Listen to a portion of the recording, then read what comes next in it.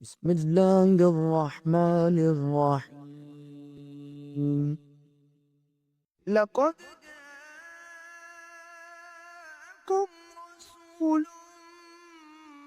من أنفسكم عزيز عليه ما عنتم حريص عليكم بالمؤمنين رؤوف رحيم.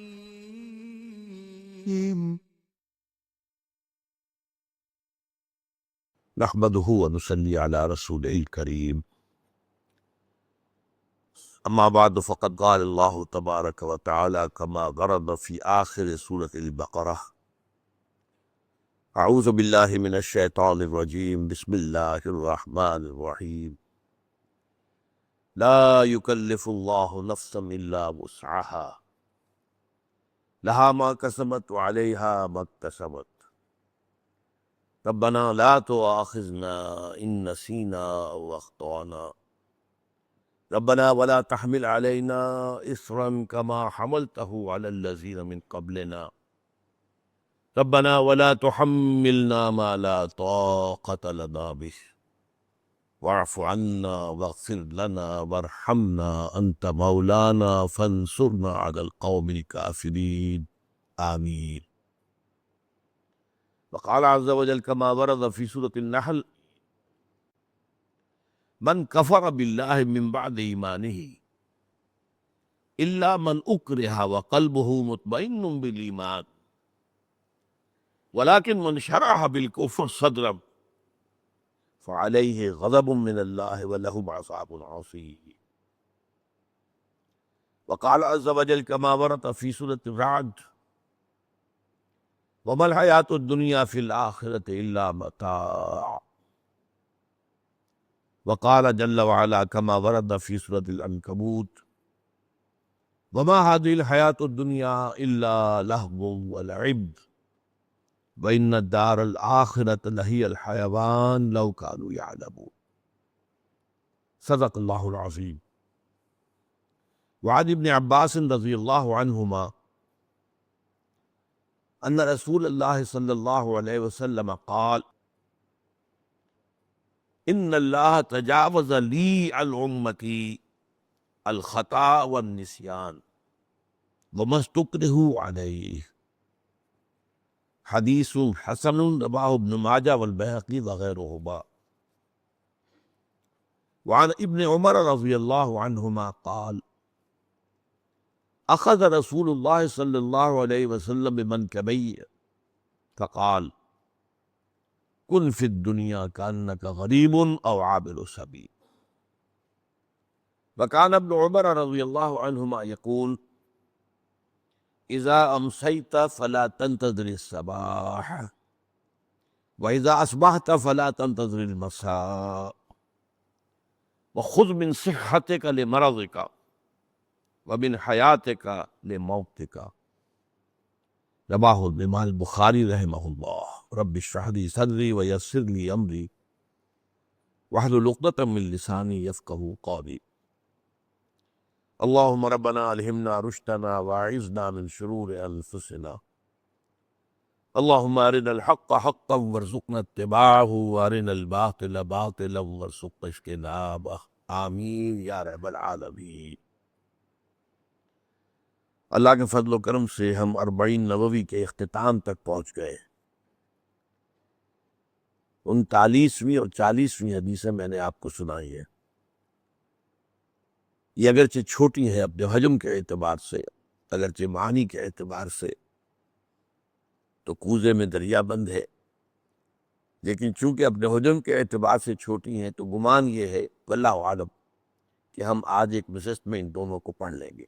پہلی حدیث ہے حضرت عبداللہ ابن عباس رضی اللہ تعالی عنہما سے. حضور نے فرمایا صلی اللہ علیہ وسلم ان اللہ تجاوز لی عن امتی الخطا والنسیان.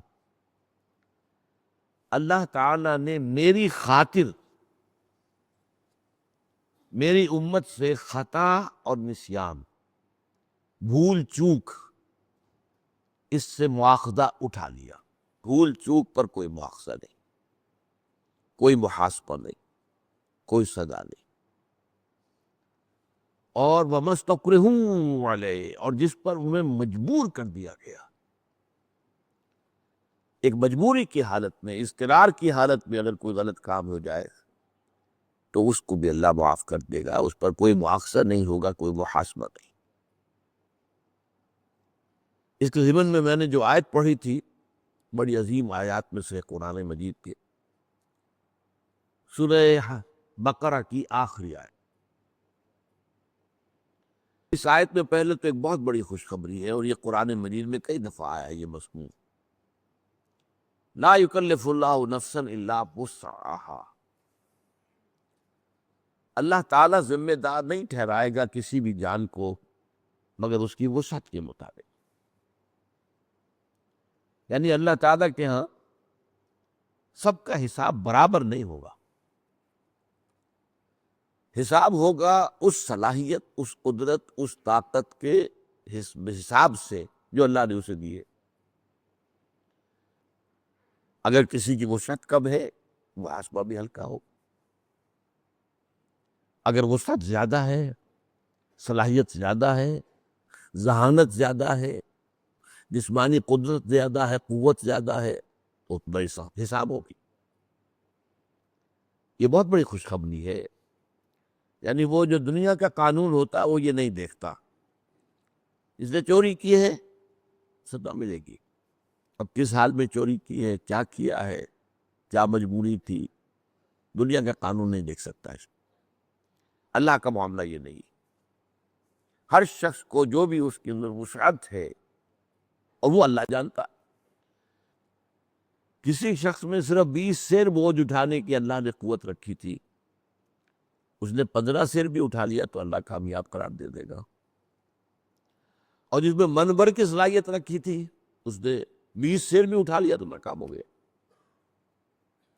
تو گویا کہ یہاں کوئی فلیٹ ریٹ نہیں ہے، لا یکلف اللہ نفسا الا وسعہا، کوئی جان بھی ذمہ دار نہیں ٹھہرائی جائے گی، مکلف نہیں ٹھہرائی جائے گی مگر اس کی وسعت کے مطابق۔ البتہ یہاں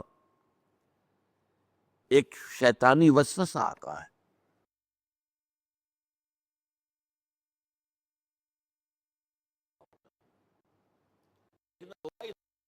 صلاحیت ظاہر ہو رہی ہے،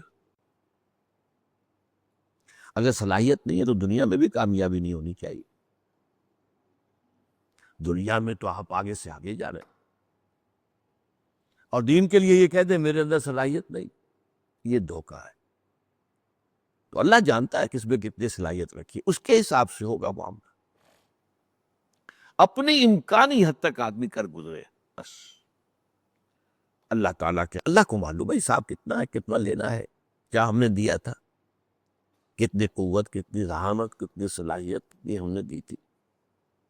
لیکن اس شیطان کے دوبے نہیں آنا چاہیے، بلکہ یہ دیکھا جائے گا اگر آپ دنیا میں کامیاب ہیں، آپ کی تجارت جو ہے پروان چڑھ رہی ہے، پھل پھول رہی ہے، یا اور آپ اپنے پیشے کے اندر ترقی کر رہے ہیں دن بدن دن بدن دن بدن، تو ظاہر بات ہے کہ صلاحیت ہے۔ اب اپنے آپ کو بری ٹھہرا دینا یہ کہہ کر کہ میرے اندر تو صلاحیت نہیں ہے، یہ غلط ہے، یہ دھوکہ ہے، یہ نفس کا دھوکہ ہے، شیطان کا دھوکہ۔ تاہم قاعدہ اپنی جگہ یہی ہے، لا یکلف اللہ نفسا الا وسعہا لہا ما کسبت وعلیہا ما اکتسبت۔ یہ لہا اور علیہا، یہ میں نے بارہا آپ کو بتایا ہے کہ لام آتا ہے تو کسی کے حق میں جانے والی بات ہے، اور علی آ جائے تو کسی کے خلاف جانے والی بات۔ القرآن حجت لک او علیک، قرآن یا تو حجت اور دلیل ہے تمہارے حق میں یا تمہارے خلاف، اس پر چلو گے، اس پر عمل کرو گے تو وہ تمہارے حق میں گواہی دینے والا ہوگا، اللہ سے سفارش کرے گا تمہاری، اور اگر تم اس کے خلاف چلو گے تو وہ حجت بن جائے گا، دیکھو یہ ہم نے بتا دیا تھا کہ نہیں تمہیں، اب وہ تمہارے خلاف دلیل بن جائے گا۔ القرآن حجت لک او علیک، یہی بات یہاں فرمائی، لہا ما کسبت وعلیہا ما اکتسبت، ہر نفس کے لیے، ہر جان کے لیے ہے وہی کچھ جو اس نے کمائی کی ہے، اور اسی پر وبال آئے گا اس کا، جس کی کہ اس نے گناہ کی کمائی کی۔ یعنی یہ کہ لا تزر وازرۃ وزر اخری، کوئی اور کسی اور کا بوجھ نہیں اٹھا سکے گا، نہ باپ بیٹے کا بوجھ اٹھا سکے گا، نہ بیٹا باپ کا، نہ شوہر بیوی کا، نہ بیوی شوہر، ہر ایک کو اپنا بوجھ خود اٹھانا، لا تزر وازرۃ وزر اخری۔ تو لا یکلف اللہ نفسا الا وسعها، لها ما کسبت وعلیہا ما اکتسبت۔ اب اس کے بعد ایک دعا تلقین کی گئی، ربنا لا تؤاخذنا ان نسینا واخطانا، اے رب ہمارے، ہمارا مواخذہ مت کیجو اس پر اگر ہم بھول جائیں یا خطا ہو جائے۔ خطا کسے کہتے ہیں؟ بھول جانا تو واضح سی بات ہے، خطا اسے کہتے ہیں کہ ایک آپ نشانہ لگا رہے تھے، وہ نشانہ خطا ہو گیا، آپ نے تو نشانہ لگایا ہے لیکن وہ خطا ہو گیا، تو جو خطا ہو جائے اے اللہ اس پر ہم سے مواخذہ نہ کیجیے۔ ربنا لا تؤاخذنا ان نسینا او اخطانا ربنا ولا تحمل علینا اصرا کما حملته علی الذین من قبلنا، اور اللہ ہم پر مت ڈالیو وہ بوجھ جو تو نے ہم سے پہلوں پر ڈالا۔ اب یہاں اصل میں اشارہ ہے کہ شریعت موسوی بہت سخت تھی، شریعت محمدی کو بہت آسان کیا گیا۔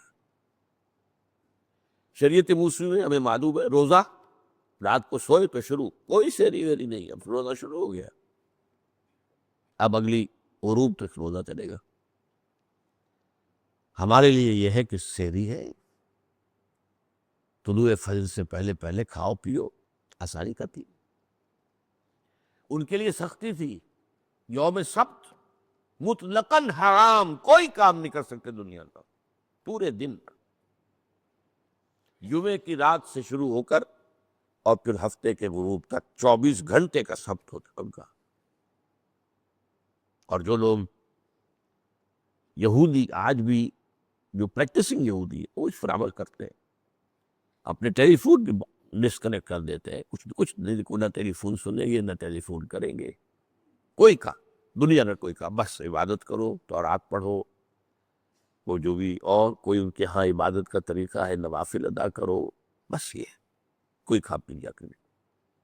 اور ایک ہیلا کر کے اصحاب السبت نے، آپ کو معلوم ہے سورہ اعراف میں آیا ہے، تو جو ہیلا کیا تھا اس کے اوپر بڑا سخت عذاب آیا ان پر، انہیں بندروں کی شکل میں بنا دیا گیا، کونوا قردۃ الخاسئین، ان کی شکلیں بدل دی گئی بس۔ تو اس لیے شریعت موسوی بہت سخت تھی، شریعت محمدی میں آسانیاں کی گئی، اور اصول بھی حضور نے فرمایا یسروا ولا تعسروا، بھائی لوگوں کے لیے آسانی پیدا کیا کرو، سختی نہ کیا کرو۔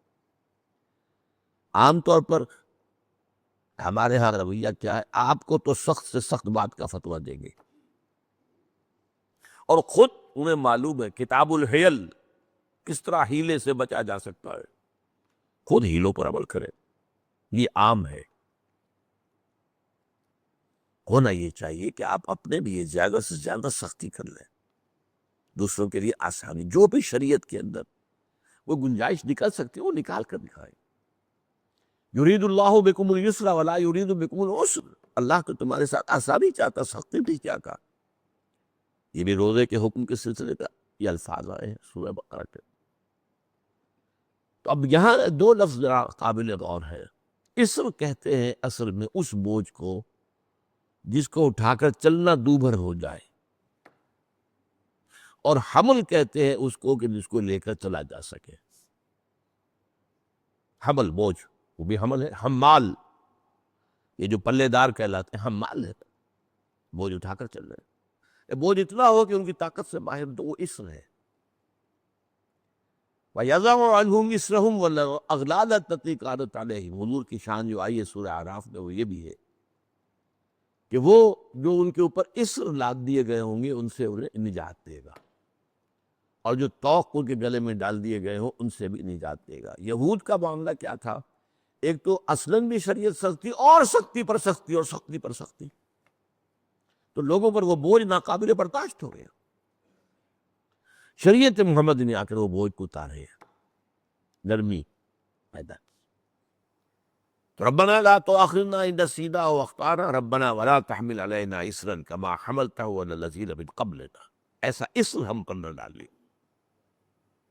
ولا تحملنا ما لا طاقت لنا به، اور پھر وہی بات دوبارہ، ہم پر ایسا بوجھ بھی نہ ڈالیو کہ جس کی ہمارے اندر طاقت تھا. واعف عنا، ہمیں معاف کرتا رہے. واغفر لنا، ہمارے گناہوں کی پردہ پوشی فرما. واعف عنا واغفر لنا وارحمنا، اور ہم پر رحم فرما. انت مولانا، تو ہمارا مولا ہے. فانصرنا علی القوم الکافرین، اور ہماری مدد کر کافروں کے مقابلے میں. اب اس میں اشارہ ہو گیا کہ کفر کے خلاف جد و جہد تم پر فرض ہے. اگر تم نہیں کرتے تب تو تم فرض کے تارک ہو گئے. ہاں یہ ہے کہ اگر تم کر رہے ہو تو اللہ کی مدد بھی آئے گی. وانصرنا علی القوم الکافرین. اب اس میں دیکھ لیجئے، یہ جو حدیث میں نے پڑھی ہے اسی کے مطابق میں نے پڑھی ہے. ان اللہ تجاوز لی عن امتی الخطا والنسیان، پہلی بات تو وہ جس کی وضاحت ہو گئی. لیکن اس میں غور طلب بات کیا ہے؟ تجاوز لی عن امتی، میرے خاطر، میرے لیے اللہ نے یہ رعایت کی ہے میری امت کے لیے. اس سے ہم کہہ سکتے ہیں کہ حضور کے صدقے ہیں صلی اللہ علیہ وسلم. ان اللہ تجاوز لی عن امتی، میری امت سے اللہ تعالیٰ نے تجاوز فرما دیا ہے. یعنی کوئی مواخذہ نہیں ہوگا، کوئی محاسبہ نہیں ہوگا، کوئی سزا نہیں ہوگی خطا سے اور نسیان سے. ربنا لا تؤاخذنا ان نسینا او اخطانا، خطا ہو جائے ہم سے تو بھی اللہ معاف فرما، اور ہم اگر بھول گئے ہوں تو بھی اللہ معاف فرما. اب تیسری چیز آئی وہ مستکرہوا علیہ، اور وہ چیز جس پر کہ ان کو مجبور کر دیا گیا. اب یہ جبر دو طرح کا ہو سکتا ہے. ایک جبر خارجی ہے، ایک جبر داخلی ہے. خارجی تو یہ ہے کہ کوئی شخص آپ کو قتل کرنے پر تلا ہوا کہ لاؤ کفر کرو ورنہ میں تمہیں قتل کرتا ہوں. اب جان بچانے کے لیے کلمہ کفر کہہ دیا جائے، اس کی اجازت ہے. چنانچہ یہ اہم واقعہ ہے کہ ابو جہل یہ 3 افراد پر خاندان جو ہے مشتمل تھا. حضرت سمیہ رضی اللہ تعالیٰ عنہ، یاسر رضی اللہ تعالیٰ عنہ، عمار ابن یاسر رضی اللہ عنہ. عمار بیٹے تھے، یہ 2 ماں باپ تھے، سمیہ اور یاسر. اور اس کا قصہ اصل میں یہ ہے کہ یاسر تھے یمن کے رہنے والے. انہیں خواب میں بشارت ہوئی تھی کہ نبی آخر الزمان کا ظہور ہونے والا ہے مکے کی سرزمین میں. تو وہ وہاں سے آ گئے. اچھا، اب وہاں مکے کا قاعدہ یہ تھا یا تو وہاں قرشی رہ سکتا ہے، یا قرشی کا غلام، یا قرشی کا حلیف. آپ کسی بڑے سردار، قرشی سردار کے حلیف بن جائے، اس کی پروٹیکشن میں آ جائے تو رہ سکتے ہیں مکے میں. وہ ذمہ دار ہوگا آپ کا. جیسے آج دن مثال دے رہا ہوں کہ آپ جا کر کوئی کاروبار کرنا چاہیں سعودی عرب میں، تو وہاں ان کا جو ہے ایک سعودی جو ہے وہ لازماً آپ کا کفیل ہوگا، اس کے ساتھ مل کر کرے گا. فائدہ کیا ہے؟ کاروبار کرتا ہے کوئی جا کر ہندوستانی پاکستانی، مزے کرتا ہے وہ سعودی، محنت اس کی ہے اور کمائی کے اندر سے ملائی وہ لے جاتا ہے. خیر یہ تو بالکل ناانصافی ہے. لیکن یہ جو قاعدہ تھا، اور یہ بھی حالت کفر کا تھا، ابھی اسلام کا جو ہے وہ ظہور نہیں ہوا، حضور کی تو ابھی بعثت ہی نہیں ہوئی. تو ابو جہل کا ایک چچا تھا، نیک آدمی تھا، اس کی کفالت میں یا اس کی حمایت میں اس کی وہ آگے حلیف بن گئے. اسی کی ایک لونڈی تھی سمیہ، اس کی اجازت سے اسے شادی کر دی. اب یہ میاں بابی جو ہے میاں، اور ان سے بھی اللہ نے اولاد دی، حضرت عمار. اب وہ شخص فوت ہو گیا تو لہذا گویا کہ وراثتاً منتقل ہو گئی، ان کے اوپر جو اختیار تھا اس کو، حلیف کو، وہ ابو جہل کو ہو گیا. یہ بدترین دشمن. وہ یاسر تو آیا ہی تھا یمن سے چل کر نبی کے صلی اللہ علیہ وسلم ان کی خوشخبری خواب میں دیکھ کر. اب وہاں پر یہ کہ ان پر جو پھر پہاڑ توڑے ہیں ظلم اور ستم کے ابو جہل نے، پرسیکیوشن کی انتہا کی ہے، اس حد تک بس اس کا تذکرہ کرنے میں وقت زیادہ لگ جائے گا۔ اب مار کو تو باندھ دیا ایک درخت کے ساتھ، اس کے ترے کے ساتھ، کوئی ستون تھا یا کوئی تھا، اور اس کو اس کے نگاہوں کے سامنے ماں کو برہنہ کیا، اور ماں کو جس طریقے سے یہاں کا چوکا لگایا، یہاں کوئی کیا، یہاں وہ کیا، باز آ جاؤ، کہہ دو، یہاں تک کہ وہ اس کے ہاتھ میں ایک بت تھا، اس بت کو کہہ دو ایک دفعہ کہ ہاں یہ بھی کوئی شے ہے، اس میں بھی کوئی حقیقت ہے۔ حضرت سمیہ نے تھوک دیا اس پر، پھر اس نے برچھا مارا ہے حضرت سمیہ کی شرمگاہ میں اور ہلاک کیا۔ یہی معاملہ یاسر کا ہوا۔ ان کو کس طرح ہلاک کیا؟ 4 سانڈ اونٹ لے کر ان کے رسے کے ساتھ، ایک کے ساتھ ایک ہاتھ، دوسرے کے ساتھ دوسرا ہاتھ، تیسرے کے ساتھ ایک تان، چوتھے کے ساتھ دوسری تان، یہ باندھ دیا، اور پھر اونٹوں کو دوڑایا تو جسم کے پاک تھے۔ یہ دونوں ثابت قدم رہے، موت کو سینے سے لگا لیا، کلمہ کفر نہیں کہا۔ عمار نوجوان اس سے برداشت نہیں ہوا، اس نے کہہ کے جان بچا دی۔ اب اس پر پشیمانی طاری ہوئی کہ یہ میں کیا کر بیٹھا، اور اپنے آپ کو ایک ستون سے باندھ لیا اور کہا کہ اب تو محمد رسول اللہ صلی اللہ علیہ وسلم آ کر مجھے کھولے نہیں، یہاں سے تو کھلوں گا ورنہ میں یہی جان دے دوں۔ اس پر حضور آئے، اپنے دستے مبارک سے اسے کھولا کہ ٹھیک ہے مار، وہ اور مقام ہے جو تمہارے ماں باپ لے گئے، لیکن اس کی بھی اجازت ہے جان بچانے کے لیے۔ وَمَسْتَكْتُكْرِهُ والے جس پر کہ اس درجے جو ہے جبر کیا گیا، تو کلمہ کفر کہہ کر اور انسان اپنی جان بچا سکتا جائے۔ ہم نے بھی جو کام کیا یہ رخصت ہے، دین میں رخصتیں بھی ہے اور دین میں عزیمت بھی ہے۔ عزیمت والے جو ہیں وہ تو روشن چراغ بن جاتے ہیں، ان کی پیروی کرتے ہیں لوگ، ان کے تذکرے سے دلوں کے اندر جو ہے ایمانی جذبات ابھرتے ہیں۔ رخصت والے بھی باہر اجازت ہے، اس لیے ان کو کوئی الزام نہیں ہے۔ تو وہ آیت بھی میں نے آپ کو سنائی تھی، من کفر باللہ من بعد ایمانہ، جس کسی نے کفر کیا اللہ کے ساتھ ایمان لانے کے بعد، الا من اکرہ وقلبہ مطمئن بالایمان، سوائے اس کے کہ جسے مجبور کر دیا گیا ہو لیکن اس کا دل ایمان پر برقرار ہو، دل میں کفر نہیں آیا، اکرہ مجبور کر دیا گیا، ولیکن من شرح بالکفر صدر، اس کو تو مستثنی کر دیا جس کو مجبور کر دیا گیا ہے، من اکرہ وقلبہ مطمئن بالایمان یا لدہ، لیکن وہ ولیکن من شرح بالکفر صدر فعلیہ غضب اللہ من اللہ، تو جس کو انشراح صدر کے ساتھ جس نے کفر کیا ہے، وہ یا کہ مرتد ہوا ہے، جان بوجھ کر ہوا، اپنی مرضی سے ہوا، اپنے چوائس سے ہوا، اس پر اللہ کی طرف سے غضب ہوگا اور اس کے لیے بہت بڑا عذاب ہے۔ تو یہ ہے استکراہ، کسی کو مجبور کر دینا، کسی کی حالت اس درجے ہو جائے جان بچانے کے لیے ایک کلمہ کفر کہہ دینے کی اجازت ہے۔ اسی طریقے سے اب ایک داخلی، یہ تو خارجی ہوا کہ ابو جہل ستا رہا ہے، مار رہا ہے، جان کے در پہ ہے، جان بچانے کے لیے کلمہ کفر کہہ دیا۔ ایک داخلی ہے، کھانے کو کچھ نہیں ہے، بھوک سے مر رہا ہے انسان، یہ اضطرار، چنانچہ 4 مرتبہ قرآن مجید میں 5 مرتبہ یہ الفاظ آئے ہیں، فَمَنِ اسْتُرَّ غَيْرَ بَاغٍ وَلَا عَادٍ فَلَا إِثْمَ عَلَيْهِ۔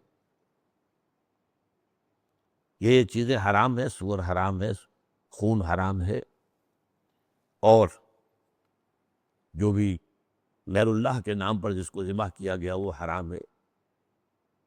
ہاں لیکن وہ اضطرار میں آ گیا ہو، مجبوری، مر رہا ہو، تو پھر وہ سور بھی کھا سکتا ہے، مردار بھی کھا سکتا ہے، اس سے جان بچا، لیکن 2 شرطوں کے ساتھ، لا باغن ولا عادن، لیکن یہ کہ اس میں نہ تو صرف جان بچانے کی حد تک کھائے، اس سے زیادہ نہ کھائے، یہ نہیں کہ اب اس کی لذت پڑ گئی اب کھائے جا رہے ہیں، نہیں، جان بچا لے، ولا عاجل، نہ اس کی کوئی طلب اس کے اندر ہو، طلب نہیں ہے، مجبوراً جان بچانے کے لیے سور کھایا جا سکتا ہے، مردار کھایا جا سکتا ہے، تو یہ بھی وہی ہے کراہت. ومن استر غیر باغ ولا عاد. لہٰذا ہمارے ہاں فقہ میں اصولوں میں سے ہے الضرورات و تبیح المحظورات، جہاں مجبوریاں ہو گئی ہوں وہاں جو چیزیں ممنوع ہیں ان کی بھی اجازت ہو جاتی ہے، لیکن وہ اضطرار کی شکل ہونی چاہیے. یہ نہیں کہ بس سر سی آسانی دیکھ رہی، ذرا سی مشکل آئی تو یہ کیا کریں، اب کاروبار نہیں بڑھا سکتے جب تک سودی کاروبار نہ کریں، یہ نہیں ہے. ہاں بھوک سے مر رہے ہو اور کوئی ذریعہ ہے نہیں، کوئی بات نہیں، ممکن نہیں، تو حرام شے بھی حلال ہو جائے گی. تو ان اللہ تجاوز لی عن امتی الخطا والنسیان وما استکرہوا علیہ. یہ اللہ تعالیٰ کا فضل ہے اس امت پر، امت محمد پر صلی اللہ علیہ وسلم، اور یہ صدقہ ہے محمد الرسول اللہ صلی اللہ علیہ وسلم کا. یہ حدیث حسن ہے، اسے ابن ماجہ اور بہقی رحمہم اللہ نے روایت کیا ہے. اب اگلی ہے، وعن ابن عمر رضی اللہ عنہما قال. حضرت عبداللہ ابن عمر سے پہلی روایت تھی عبداللہ ابن عباس سے، عباس کے بیٹے عبداللہ، جن کو حضور نے، جن کے بارے میں دعا کی تھی، اے اللہ اس نوجوان کو اللہم فقہہ فی الدین وعلمہ التاویل، اے اللہ اس نوجوان کو دین کا فہم اور دین کی تفقہ عطا فرما، اور قرآن کی تعویل، تفسیر. تفسیر تو ہوتی ہے ایک ایک لفظ کے معنی یہ ہیں، یہ فلاں سے بنا ہے، یہ تفسیر. اور بحیثیت مجموع اس آیت کا مدعا کیا ہے؟ یہ تعویل.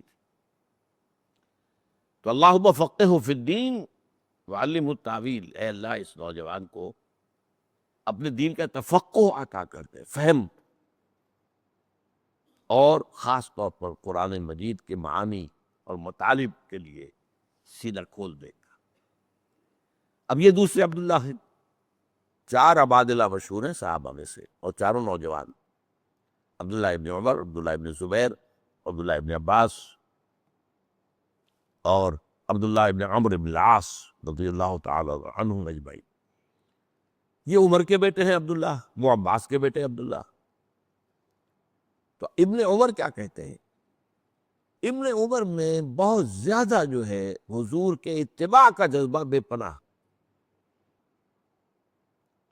چنانچہ جو زیادہ لوگ ذوق رکھتے ہیں حدیث کا، ان کو ایک زیادہ ذہنی مناسبت حضرت عبداللہ ابن عمر کے ساتھ ہے رضی اللہ تعالیٰ عنہ. ہے ذوق ہے اپنے اپنے اس حوالے سے. اب یہ بڑی پیاری حدیث ہے. وہ فرماتے ہیں اخذ رسول اللہ صلی اللہ علیہ وسلم بمنکبیہ، اللہ کے رسول نے مجھے میرے دونوں شانوں سے پکڑ لیا. فقال، اور پھر فرمایا کن فی الدنیا کانک غریب و عابر سبیل، دیکھو دنیا میں ایسے رہو گویا کہ تم اجنبی ہو یا راہ چلتے مسافر. بس اس سے زیادہ دنیا کے ساتھ اگر لو لگا لی تو پھر تباہی ہے، بربادی ہے. یہ راہ گزر ہے، منزل نہیں ہے. راہ گزر میں آدمی تھوڑی دیر کے لیے ہو سکتا ہے آرام کے لیے کہیں بیٹھ جائے. چنانچہ یہ مثال حضور نے خود دی. مالی ولی دنیا، دیکھو لوگوں میرا دنیا سے کیا سروکار ہے، اور کیا سروکار آپ نے رکھا. جب آپ عرب کے بادشاہ ہو چکے تھے تب بھی آپ کے ہاں تو کئی وقت کا فاقہ ہوتا. مالی ولی دنیا، مجھے دنیا سے کیا سروکار. انما مثلی کراکب استظل تحت شجرۃ ثم راح فترکھا، میری مثال تو اس سوار کسی ہے جو تھوڑی دیر کسی درخت کے سائے میں ٹھہرتا ہے آرام کے لیے، پھر وہ اپنا راستہ لیتا ہے، درخت کو چھوڑ دیتا ہے. درخت اس کی منزل نہیں ہے، اس کا گھر نہیں ہے.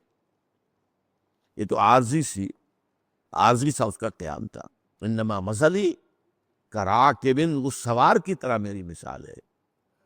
استظل تحت شجرۃ، جو کسی درخت کے سائے میں تھوڑی دیر بیٹھتا ہے، ثم راحا، پھر چلا جاتا ہے، وترکھا، اور اس درخت کو چھوڑ دیتا، بھول جاتا کہ میری زندگی کے اندر کوئی درخت بھی آیا۔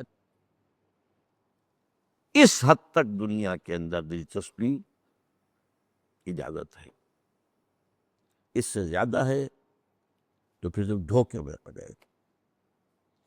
قرآن مجید اس دنیا کی زندگی کو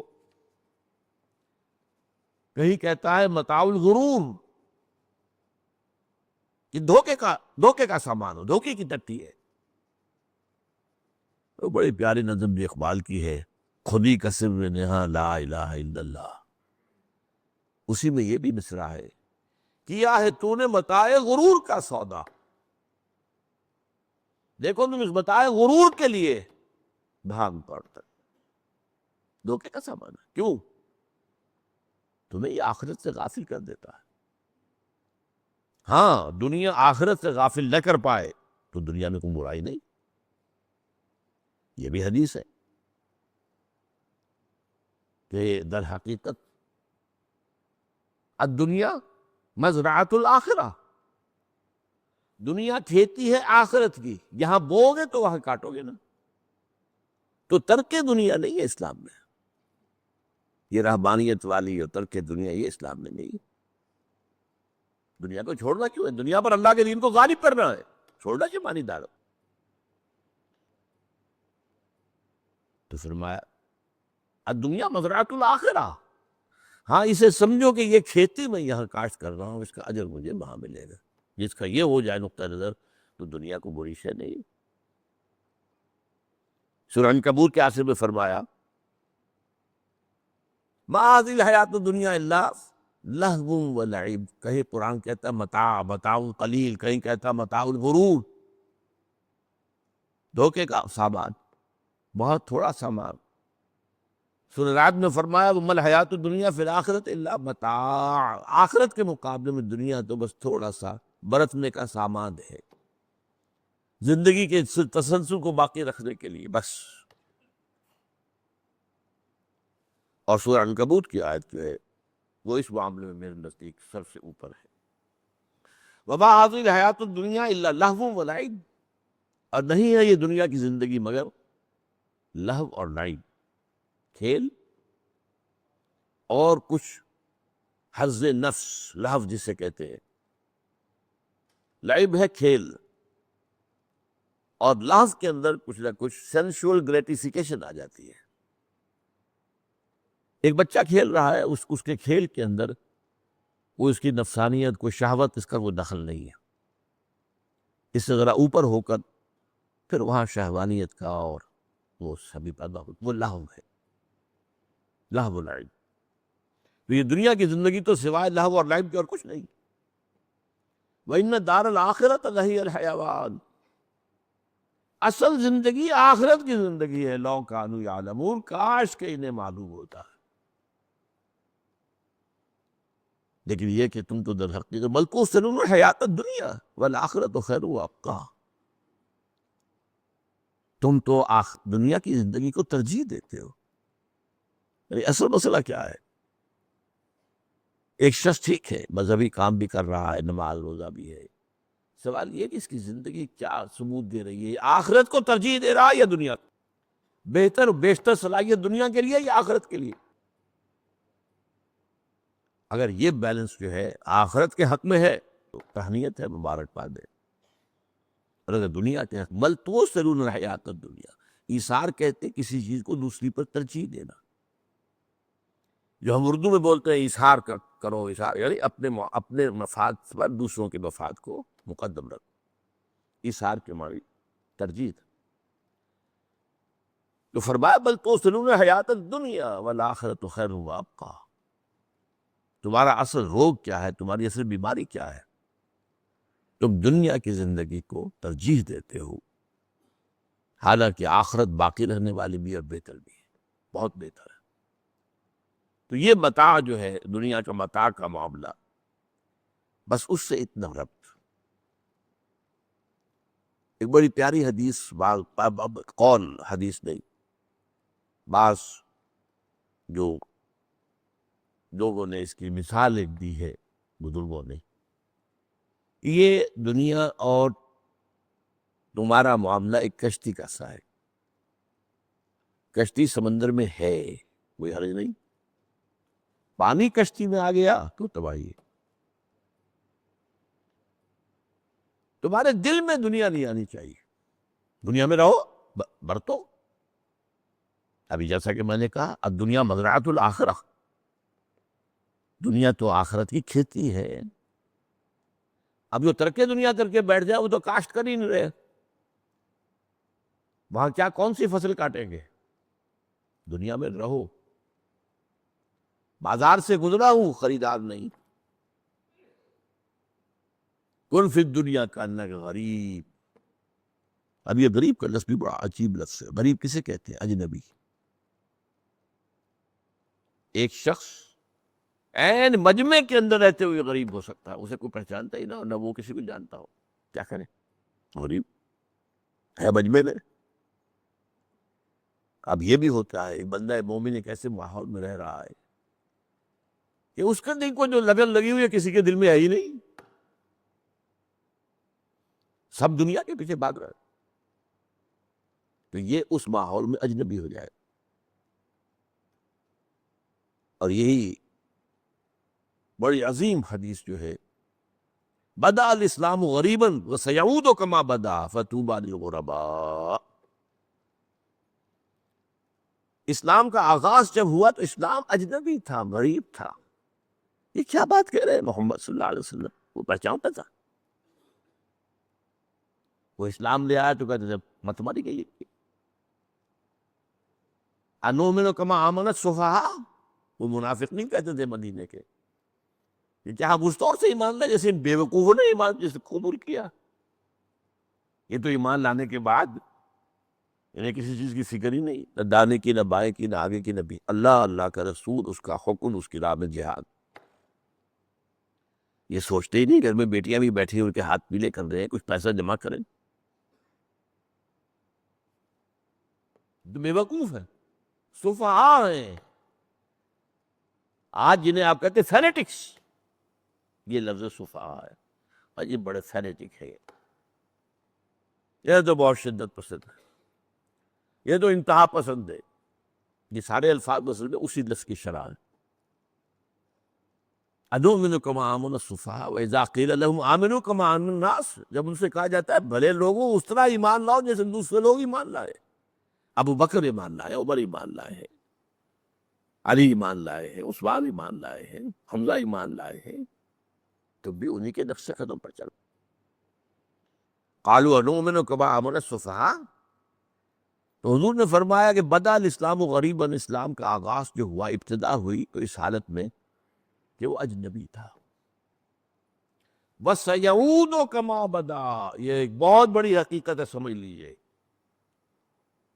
سین جو لفظ آتا ہے عربی میں، حرف، وہ مستقبل قریب کے لیے آتا ہے، بعید کے لیے سوف آتا ہے. فَسَوْفَ تَعْلَمُونَ.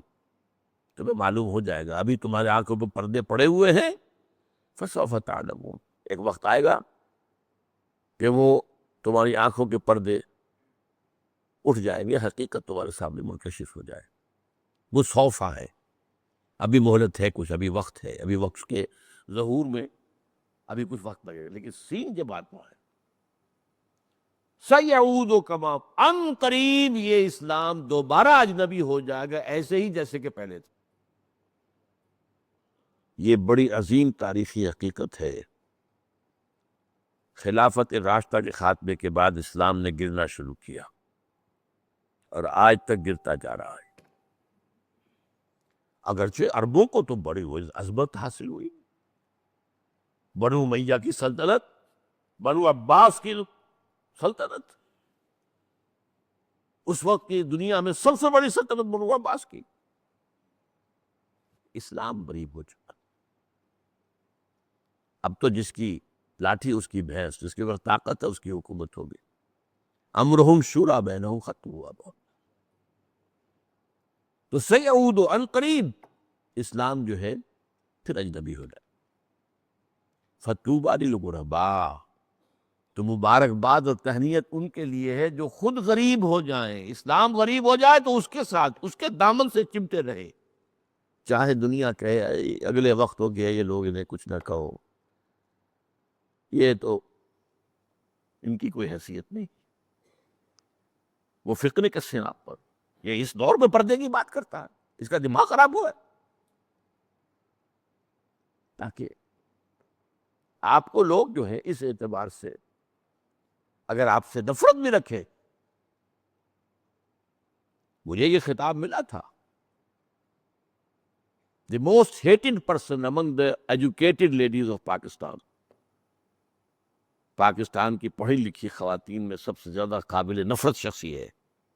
یہ پردے کی بات کرتا، یہ سیگریگیشن کی بات کرتا، یہ سطر کی بات کرتا.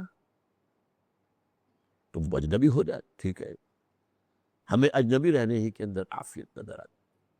ہم زمانے کا ساتھ نہیں دیں گے. وہ نہیں کہ چلو تم ادھر کو ہوا ہو جدھر کی، نہیں. زمانہ باطل و سعادت تمہارا زمانہ ستیز، یہ نہیں کہ زمانہ باطل و سعادت تمہارا زمانہ بساس. زمانہ اگر تمہارے ساتھ موافقت نہیں کر رہا تم موافق ہو جاؤ زمانے کے، فرکشن تو ختم ہو جائے گی نا. نہیں، زمانہ تمہارے ساتھ موافقت نہیں کر رہا تم زمانے سے لڑو. اب اس کا جو ہے نتیجہ ایک نکلا ہے وہ حضرت عبداللہ ابن عمر رضی اللہ تعالیٰ عنہما کا قول ہے. وکان ابن عمر رضی اللہ عنہما یقول، عبداللہ ابن عمر پھر کہا کرتے تھے. اب اسے لیے ہم حدیث کہیں گے اگرچہ یہ اثر کہلاتا ہے. حضور کا قول، حضور کا فعل، حضور کی تقریر، یہ ہے خبر، اخبار. کسی صحابی کا قول، کسی صحابی کا عمل، کسی صحابی کی تقریر، یہ ہے اثر، آثار. اخبار آثار جمع کرے تو حدیث بن جائے گا، ساری سب حدیث. فرماتے ہیں حضرت عمر ابن عمر رضی اللہ تعالیٰ عنہ فرمایا کرتے تھے، کانا ابن عمر رضی اللہ عنہما یقول اذا امسیت فلا تنتظر الصباح. دیکھو جب تمہیں شام ہو جائے تو صبح کا انتظار نہ کرنا. یہ نہ سمجھنا کہ صبح بھی لازمن ہوگی مجھے، کیا پتہ رات کے دوران بلاوا آ جائے. ہر دم پابرکاب رہو، چلنے کے لیے تیار. اذا امسیت فلا تنتظر الصباح واذا اصبحت فلا تنتظر المساء. اور صبح نصیب ہو جائے تو شام کا انتظار نہ کرو. یہ نہ سمجھنا کہ شام ضرور اسی زندگی میں آئے گی، اسی دنیا میں آئے گی. اس درجے انسان دنیا سے ذہناً اور قلباً لا تعلق ہے. اذا امسیت فلا تنتظر الصباح واذا اصبحت فلا تنتظر المساء وخذ من صحتک لمرضک. اور اپنی صحت کا وقت جو ہے اللہ نے دے رکھا ہے، اس میں سے اپنے مرض کے لیے کچھ کر لو. مریض ہو جاؤ گے پھر کچھ نہیں کر سکو گے. ابھی صحت دے رکھی غنیمت سمجھو. اغتنموا خمسا قبل خمس میں یہ مضمون آیا ہے. 5 چیزوں سے پہلے 5 چیزوں کو غنیمت سمجھو. مرض سے پہلے صحت کو غنیمت سمجھو، موت سے پہلے زندگی کو غنیمت سمجھو، مفلسی سے پہلے اگر اللہ نے فراغت دے رکھی ہے اسے غنیمت سمجھو. وَمِنْ حَيَاتِكَ لِمَوْتِكَ. اور اس اپنی زندگی سے موت کا لیے ساز و سامان نہ کرو. تو یہ ہیں 2 حدیثیں جو آج ہم نے پڑھی. یہ گویا کہ عملی اعتبار سے جو دین کا نظام ایک ہے اس کے 2 پہلو ہمارے سامنے آ گئے ہیں. اللہ تعالی ہمیں دین کا فہم بھی عطا کرے اور یقین قلبی والا ایمان عطا کرے، اور جو ہمارے فرائض ہیں بحیثیت مومن ان کو ادا کرنے کی توفیق عطا فرمائے. فصلی اللہ تعالی علی خیر خلقہ محمد وبارک وسلم تسلیما کثیرا کثیرا.